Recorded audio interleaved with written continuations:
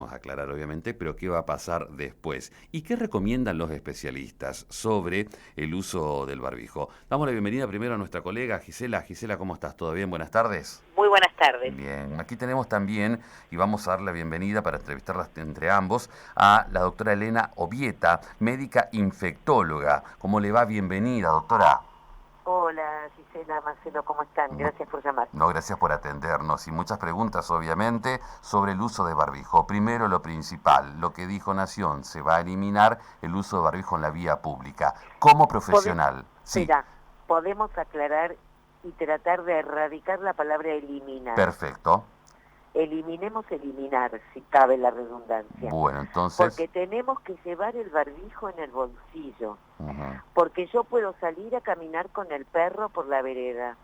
Pero si veo que hay gente y que me voy a parar a preguntar si está abierta la ferretería o me voy a quedar charlando con la vecina en la esquina ujú, y no voy a tener el 1,5 metros de distancia y demás, tanto la vecina como yo tenemos que tener puesto el barbijo. ujú, bien, pero es recomendable esta modalidad que dice el gobierno de al aire libre no usar barbijo. ¿Se acepta? Es, es que te digo, si yo no tengo posibilidad de eh, estornudar o de hablando transmitirle virus a nadie, ni nadie tiene la posibilidad de transmitírmelo a mí, yo puedo andar por la calle, en un parque, caminando sola, sin riesgo alguno, ni para mí ni para terceros.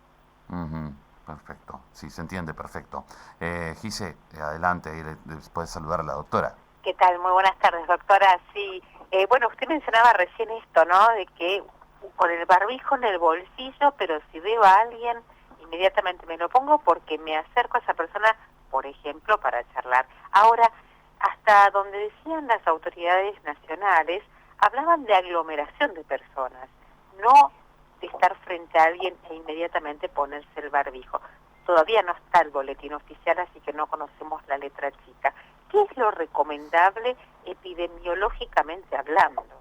Ni decir en un espectáculo público o en la parada del colectivo o, digamos, el tema es tener la noción de que hasta que esta pesadilla se termine, para lo cual falta. Desafortunadamente, chicos, yo soy una optimista irredenta, pero soy realista y quiero ser prudente. Ujú, Para, para que esto se termine, falta. Entonces, el intercambio de estas gotitas que eliminamos sin darnos cuenta cuando hablamos, si tosemos o estornudamos, si nos reímos, si cantamos, si estamos, cuando decimos espectáculos o aglomeraciones. ¿Vos te imaginás en la cancha de San Lorenzo? Yo digo, mi cuadro, igual estoy retirada del fútbol por los resultados de este año, pero en la cancha de San Lorenzo, ujú, yo en la tribuna, ¿sí? Que no tiene asientos asignados, supongamos que mi cuadro hiciera un gol, no me voy a abrazar con el desconocido que tengo al lado, o voy a estar diciendo con el barbijo puesto, señor Lineman, ¿a usted no le parece que fue offside? No, vamos a estar todos a los gritos. Entonces, en ujú, esas circunstancias, el cuidado debe seguir siendo el que teníamos sí, cotidianamente para entrar a un negocio y comprar 10 clavos o para cada vez que estamos hablando, ujú, Claro. en un lugar cerrado o en un lugar abierto. sí, Entiendo que el tema de las discotecas es un lío, o los espectáculos. También es cierto que no hay peor norma que la que no se cumple. Entonces, en un punto es preferible ujú, una discoteca o un restaurante con protocolos de cuidado, de aforo, de ventilación, de lavado de manos, de estar con el barbijo puesto porque es un lugar cerrado, etcétera, y que eso se observe y se haga observar que una fiesta clandestina, ujú, obviamente. sí, sí. Totalmente. Doctora, ¿le parece oportuno lo del barbijo precisamente por esta confusión que genera, no? A ver, epidemiológicamente es cierto que estamos teniendo un escenario, que nos es favorable. Yo creo que por el deseo, yo no soy quien para decir si se comunicó mal desde el gobierno, sí puedo decir que desde el deseo de todos y cada uno de nosotros de que esta pesadilla se termine, pero insisto, falta, digamos, teníamos como el deseo de decir basta, chau barbijo, pero les recuerdo las imágenes que todos vimos en los colegios en Israel, por ejemplo, que los niños, Israel, un país que tiene arriba del 60% de su población vacunada, los chicos revoleando los barbijos, y después tuvieron, a la semana 10 días tuvieron que volver para atrás con la medida. Lo mismo pasó en Escocia. Entonces, si tenemos en ese punto la posibilidad de ver la película ya adelantada, bueno, también tomemos conciencia que cada derecho implica una obligación.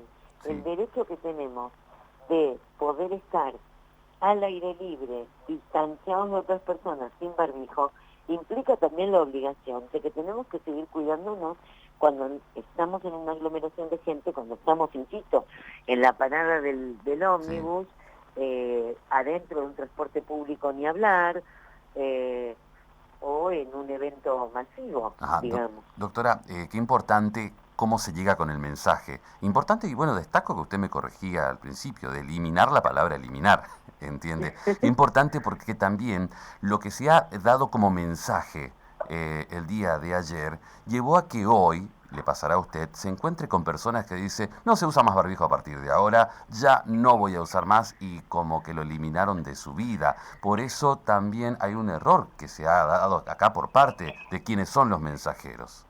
Sí, también, insisto, digamos, las ganas que tenemos de escuchar que esto se terminó. Pero, a ver, tenemos que seguir cuidándonos. Ayer mi hijo mayor en chiste estaba saliendo de casa y me decía, bueno, listo, es un barbijo, ¿no? Lo que vos decías. Le digo, no, es un barbijo, tenés que llevarlo. Y me mostraba que lo tenía, me estaba tomando el pelo, digamos, ¿no? Pero sí, tenemos que seguir llevándolo. O sea, llevar todavía. Gise, ¿tenés tu barbijo puesto? Sí, seguramente. Sí, no, realmente esta medida, bueno, de hecho, muchos infectólogos la cuestionan porque si hasta ahora había gente que usaba el barbijo de corbatero, esta medida muchos advierten que puede incluso aumentar este uso de corbatero, digo, ¿no? Porque hay momentos que sí, hay momentos que no, y por eso, de hecho, hay algunas provincias que han decidido continuar con el uso del barbijo, ¿no?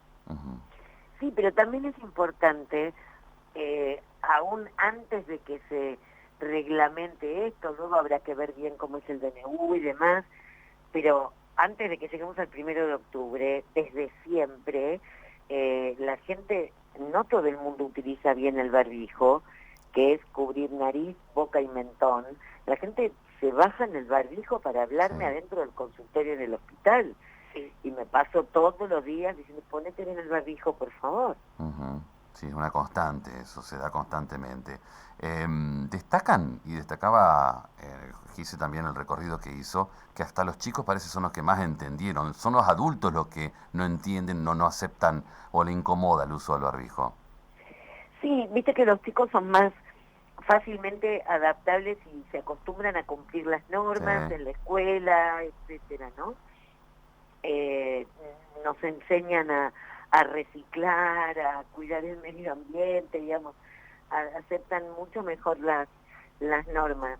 Es cierto que los adultos es complicado. A mí me ha costado un montón hacerlo entender a mi madre de 93 años que si salía a la vereda a hablar con el cartero, por decirte, tenía que ponerse el barbijo. Ay, pero bueno, me molesta. Una mujer muy grande, pero bueno, tenemos que seguir insistiendo en esto porque todavía esto no se terminó. Ustedes son provincia limítrofe con el Brasil, que tiene muchos casos de variante Delta. Esto es una preocupación, si bien todavía no se ha vuelto la protagonista de la escena, no podemos decir pedito para vieja zafamos. Ujú.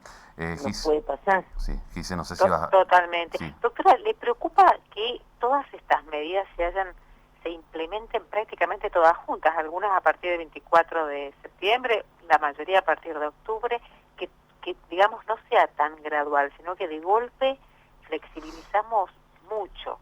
Ujú. Yo creo que en ese punto van a tener que cobrar mucha relevancia todos y cada una de las jurisdicciones, de las más grandes a las más pequeñas. Ajá. Cada intendente tendrá que ver cuál es su situación epidemiológica, conocer si alguno de sus habitantes viajó y luego volvió de algún lugar donde hay circulación comunitaria de variante Delta, si todas las personas están vacunadas en forma adecuada, si requieren hisoparse antes de terminar aislamientos, etcétera, ¿no? Sí, cuando Gise hablaba de las medidas recién, doctora, quizás también hago hincapié en una concreta, que es la apertura del límite de la frontera entre Foz de Iguazú e Iguazú como corredor turístico, en este caso en forma progresiva. Si quiere su opinión sobre esta apertura, siendo que es una apertura de Brasil a Argentina, aunque sea limitada. Sí, ¿Es momento? A ver, yo insisto, creo que si solamente, por ejemplo, se permite el ingreso de personas vacunadas en forma completa con su segunda dosis hace más de 2 semanas, si esa persona ingresa a territorio argentino con un test negativo y luego le repito el test a las 72 horas, probablemente vamos a poder contenerlo. Y si llegáramos a encontrar alguna persona infectada, asegurarnos del cumplimiento de las medidas de aislamiento, etcétera, se podría pensar. Ahora, eso es una situación. Muy distinto sería, bueno, listo, abrimos la frontera y ya está, y tenemos que convivir con el virus. Falta para que podamos decir eso, porque el porcentaje de vacunados todavía no llega al 50%.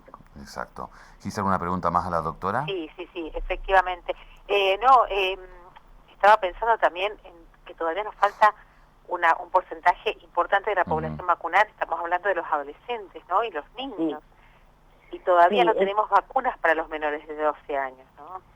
Bueno, viste que soy nutricionista, me parece que fue hace una vida, pero hace como 2 meses yo tenía que dar una charla, y revisando el tema de las vacunas en pediatría, de momento, digamos, la única autorizada para su utilización en población adolescente es la de Pfizer, pero la de Moderna es exactamente igual. Entonces, el Colegio de Pediatras de Norteamérica estaban presionando ante la FDA para decir, muchachos, si es la misma vacuna, aprueben también Moderna para poder vacunar a más cantidad de adolescentes. Y además, se están haciendo estudios en bebés de más de 6 meses, o sea, en chicos de 6 meses en adelante, chicos chiquitos, y los resultados van a estar para fines de este año, principios del año próximo, con lo cual también, una vez que las agencias regulatorias las aprueben, vamos a poder vacunar a los chicos chiquitos. Y los menores de 6 meses, y esto también es una buena noticia, si sus mamás reciben la vacuna en el embarazo, que ya sabemos, ninguna vacuna es a virus vivo, las embarazadas se pueden vacunar porque son vacunas seguras, tanto para ellas como para los bebés. Una mamá que recibió su vacuna, pongamos en el segundo trimestre, porque las mujeres embarazadas tienen riesgo de que les vaya peor con el COVID, y a su embarazo también que le vaya peor por el COVID, después en el tercer trimestre, digamos, una mamá embarazada recibe las 2 dosis de vacuna a lo largo del segundo trimestre de embarazo, le transmite los anticuerpos por la leche materna a sus bebés. Y también es inminente la aprobación de la Sinopharm, ¿no es cierto?, para menores de 3 años en adelante. Sí, porque esto lo habían empezado a hacer en China. Luego, bueno, habrá que esperar que pase todos los estamentos, digamos, de aprobación, las publicaciones y demás, como para poder empezar a pensar en un escenario de vacunar a los chicos, porque al principio ningún infectólogo con este virus resiste un archivo, somos casi como los políticos. Al principio de la pandemia, todos creíamos que los chicos no se infectaban y que en caso de hacerlo, no eran grandes dispersadores. Hoy sabemos que los adolescentes pueden serlo y también sabemos de niños que pueden infectarse y algunos, un porcentaje muy bajito, pero pueden tener complicaciones. Totalmente. Y doctora, y con esto yo por lo menos por mi parte la dejaría, sería mi última pregunta, el tema de la Delta, porque esto también tiene que ver con los niños, porque está demostrado que la variante Delta ha tenido efectos importantes en la población infantil, probablemente porque es la menos vacunada, ¿no? ¿Estamos liberados de este riesgo, de este peligro, o debemos, más que nunca, como dijo en un primer momento, seguir cuidándonos porque de este peligro no estamos aún liberados? Por supuesto que no estamos liberados aún del peligro y viste que cuando uno tiene algún logro tiene que tratar de cuidarlo para que no se te derrumbe. Bueno, intentemos cuidar que la variante Delta no ingrese, que no haga un desparramo, apuremos para vacunar a nuestros adolescentes lo antes que se pueda. Y si tenemos un 80%, alcanzáramos un 80% de nuestra población vacunada, incluidos adolescentes, probablemente otra sería la canción. Y no dejar que ingrese variante Delta. Y si ingresa, hacer lo que llaman acciones de bloqueo. Bien. Doctora, muchísimas gracias por su tiempo, gracias por atendernos y siempre despejar las dudas respecto a lo que es el plan de vacunación, lo que son las cepas, entre otras cuestiones. Muchas gracias. Gracias a ustedes. Muchísimas gracias. Hasta Chao, luego. que estén bien. Hasta luego. Bueno, teníamos la doctora Elena Obieta, médica infectóloga. Barbijo sí, barbijo no, es lo que le preguntábamos concretamente.